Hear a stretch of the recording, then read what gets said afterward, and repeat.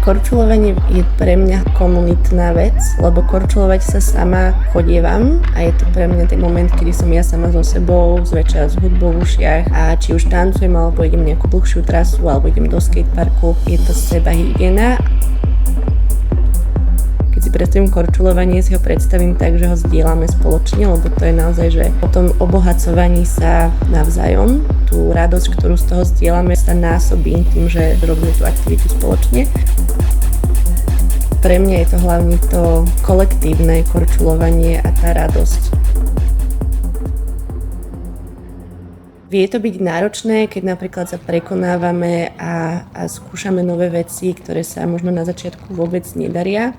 ale práve takým tým oslobodením sa a tancovaním vonku na verejnosti, tak sme prekonali také tie svoje vlastné strachy, že ako sa na nás pozerajú ostatní, ako sa my vnímame a tá frustrácia z toho začiatočníckeho tancovania alebo iného pohybovania sa na korčuliach, keď sme si ju vedeli odstrániť, tak potom sme vlastne oveľa slobodnejšie vedeli